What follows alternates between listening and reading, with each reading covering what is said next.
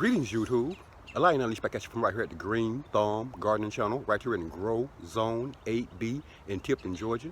And in this morning's short video YouTube, I'm super excited to be bringing you guys along with me for a first time peek inside of our 20-foot by 10-foot by 7-foot high tunnel greenhouse.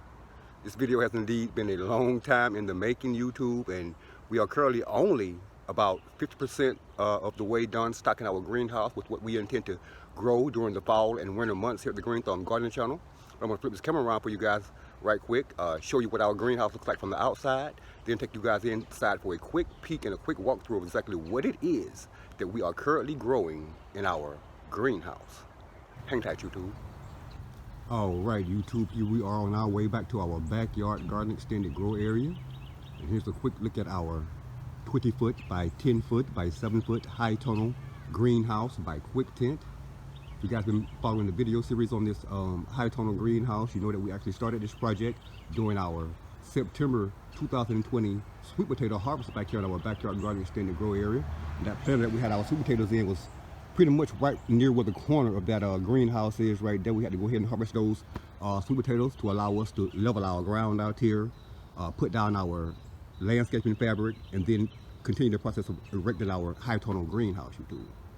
But this YouTube, this is indeed a quick first time peek at exactly what it is that we're currently growing in our high tunnel greenhouse. Take a look at this, YouTube. Bam! As you can see, guys, although we haven't been bringing you guys as many video updates as we typically do each week here at the Green Thumb Garden Channel, there's a reason behind that, YouTube. We have a ton of things currently growing on here at the Green Thumb Garden Channel in our high tunnel greenhouse. And although we will not give you guys a walkthrough and a detailed description of exactly everything that we have growing here, YouTube, just wanted to give you guys a quick peek at exactly how well things are indeed looking inside of our 20-foot by 10-foot by 7-foot high tunnel greenhouse by Quick Tent, YouTube. We have about 13 Celeste fig tree cuttings that we're currently propagating here beneath this table in those containers down there, in those side of those 1-gallon clear plastic bags down there, YouTube. We started that project here in our greenhouse roughly about 10-11 days now, and about half of those cuttings down have already begun to sprout new foliage, and we have been able to see roots sprouting from some of those cuttings as well. So we're very excited about that. And we'll bring you guys another update on just those particular cuttings we have down there and their progress, and give you an idea of what we did to get those cuttings started, what we used, and all of that, YouTube. As you can see, we have about 5 pineapple plants down here behind this table here, YouTube. 4 of these Dole pineapple plants are the pineapples that we had surrounding our one Del Monte pineapple plant out of our front yard garden extended grow area at Pineapple Place. That other one there on this end down here, YouTube, is only about a month and a half old. We started that one about a month and a half ago, YouTube, and as you can see, it is indeed looking extremely well. Back there in that back row, we have a total of 6 buckets of Beauregard sweet potato vines that we're currently growing back there in those 5-gallon buckets back there, YouTube. They've been back there a month and a half, maybe 2 months now, looking fantastically well and beginning to, as you can see, vine out across the floor of our high tunnel greenhouse. Here on this side, YouTube, we have our 2 main colocasia plants that we had growing down there at our 1,100-gallon koi and goldfish pond in the backyard back there. They are currently about 4 years old. We decided for the first time to actually dig those things up and overwinter them in our greenhouse to see exactly how large we could grow them and how much of a jump start we could have on the coming spring season ahead. Back there we have 1 bucket of Idaho russets. As you guys can see, they are beginning to sprout up and looking very well back there. We have a total of about 6 smaller colocasia plants back here along this wall back here. These are also from our garden in various places. Here we have a total of 3 serious lily bulbs that we are in the process of sprouting here. And as you can see, they're looking quite well already, YouTube. Here on this side, we have one Josie coat. We have one milk and wine lily bulb that we're currently in the process of sprouting. We have one pineapple sage cutting that we took from our planter out there at Sweet Baby Red. It's currently about a week old and looking fantastically well after only about a week. We have another milk and wine lily there. We have one collocation that we are currently sprouting right there.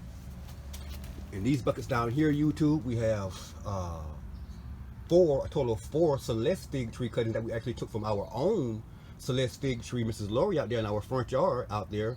As you can see, we have these in 1 gallon pots, so we're not covering these, YouTube. We're not covering these because we're experimenting to see how well and how fast they will indeed sprout out and grow roots without being covered in a greenhouse type environment like we have those back there, YouTube. They've been in these pots about 2 weeks now, and as you can see, the bud tips are beginning to swell on these, so we know that we have been successful in getting these guys to sprout roots and begin to grow without that bag over on YouTube. Here we have one, got in for a close-up, moringa tree cutting that we took from our moringa trees out in the front yard out there, YouTube. And as you can see, it has sprouted roots and it has begun to grow new foliage. It's been here about 2 weeks. Here we have 2 Japanese loquat seeds that we're sprouting. That one there was a little larger than that one down there, but they are indeed both doing well. We started those at the same time as we potted these over here. As you can see, they're looking quite well, YouTube.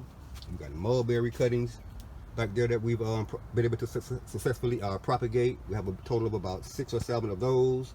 We have 2 moringa tree seeds that we've been able to successfully germinate here. They're looking quite well back here, YouTube.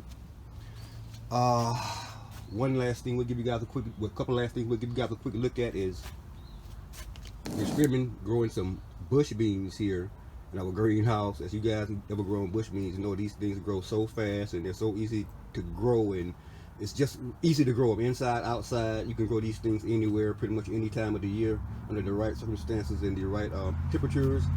We have 2 cherry tomato plant cuttings that we took from my brother's plants here in Tifton about a week and a half, 2 weeks ago. Sat them in a jar of water for about 3 or 4 days. They sprouted roots. We potted them up, and this is what they're currently looking like, YouTube.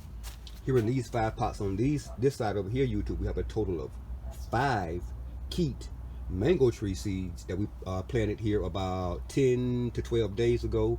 As you can see, they are indeed beginning to germinate for us here, YouTube. They are indeed beginning to come up, and we're super excited to see how fast they did indeed germinate for us here in our high tunnel greenhouse. Here we have a total of 3 Hass avocado seeds that we're currently in the process of germinating here. We planted these on the same day that we planted these, YouTube, so we do indeed expect to see some type of germination action going on in these pots within the next 2.5 to 3 weeks here. On this side, YouTube, most of you guys have been following our channel for a while should indeed recognize this plant. This is our yellow sweet banana pepper plant that we did indeed decide to dig up pot and place here in our greenhouse. We did that about 2 months ago, YouTube, and as you can see, this plant is happy here in this greenhouse, YouTube. We conducted a large harvest of yellow sweet banana peppers from this plant on yesterday. I'll pop a picture right up here at the top of this video right quick and show you what those look like.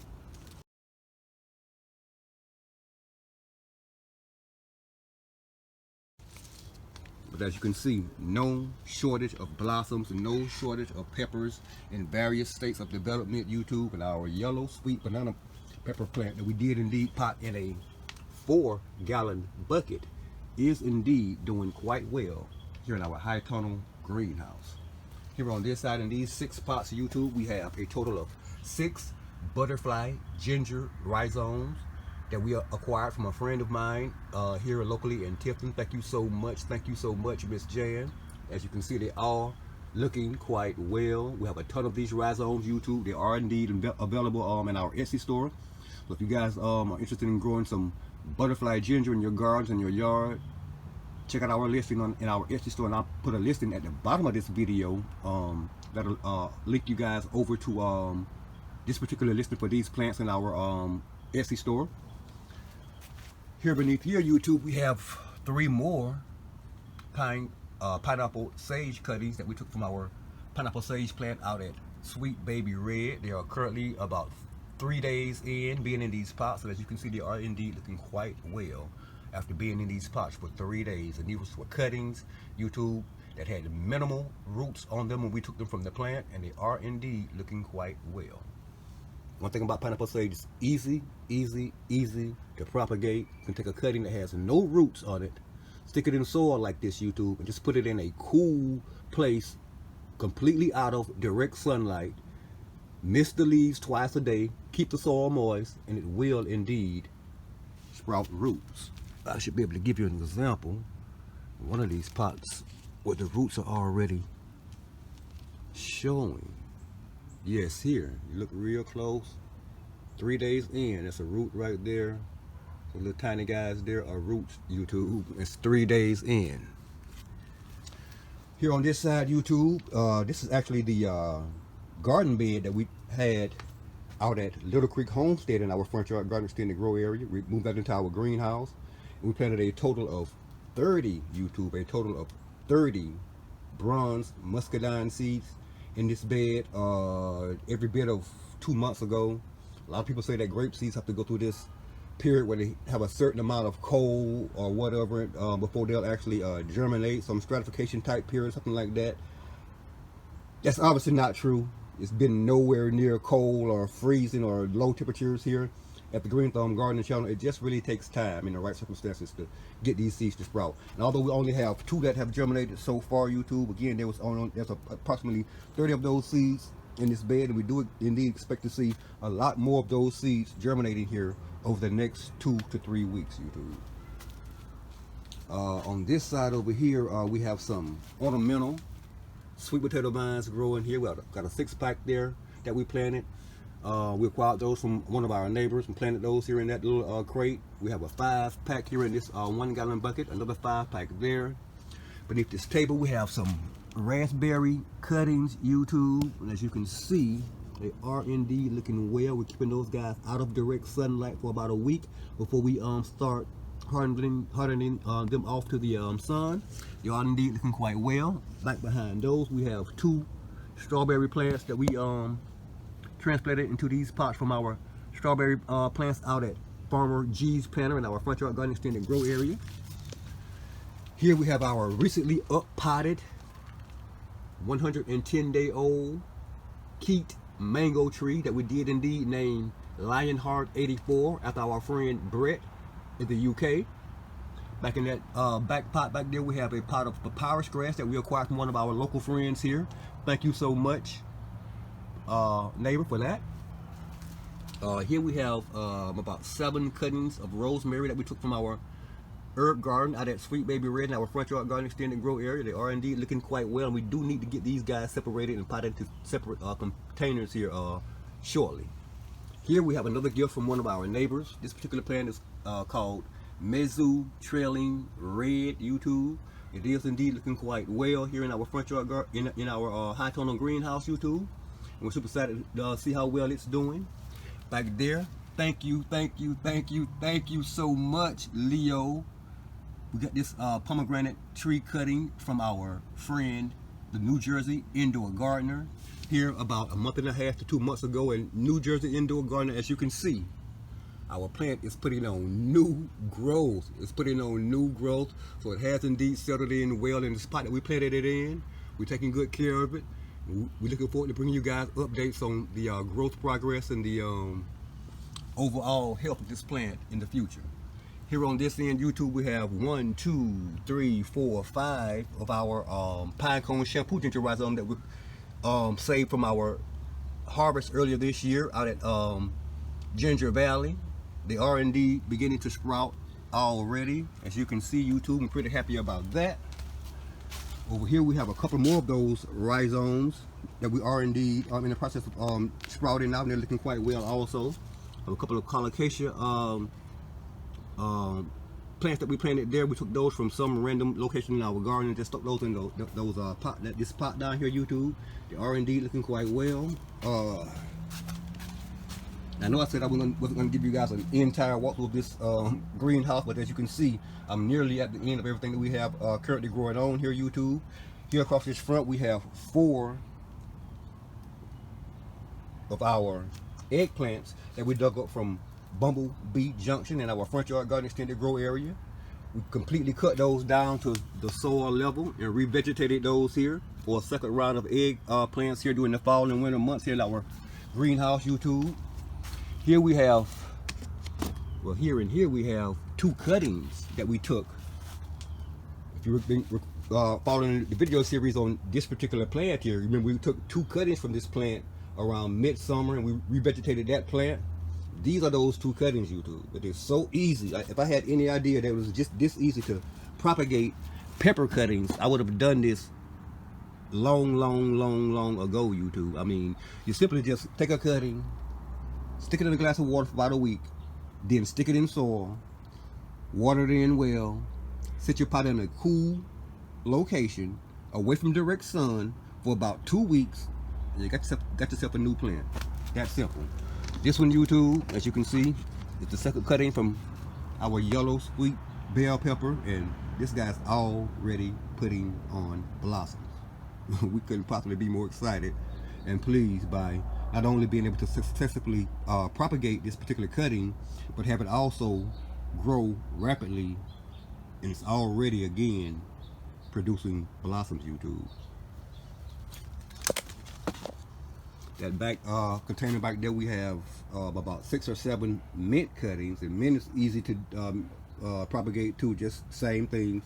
Whack off a cutting, stick it in some soil, water it in well, sit it in a cool location, and you have a new mint plant in about a week and a half, 2 weeks, YouTube. Here in this front, we have our parsley that we dug up from Sweet Baby Red out there. We actually have 3 plants in this pot that we need to actually separate. They'll do much better once we separate those root balls and get them in their own separate containers, YouTube. But overall, YouTube, overall, this is indeed what our 20-foot by 10-foot by 7-foot high tunnel greenhouse by Quick Tent is currently looking like right here, right now, October 20th, 2020. Thanks for watching, YouTube.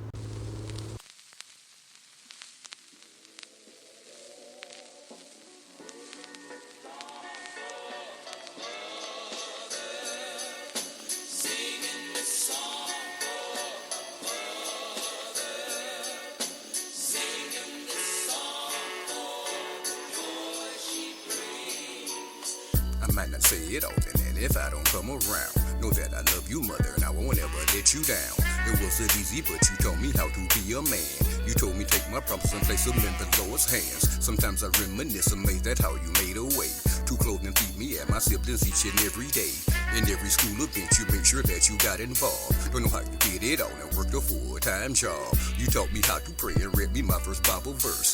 And every Sunday you got us dressed and took us all to church. You always made the time for us and you were always there. I still remember how you washed and pressed my sister's hair. When we got sick, I can recall you at our bedside. Late night just making sure that we were alright. And when I needed your advice, you always kept it real. So I wrote this song for you to let you know just how I feel.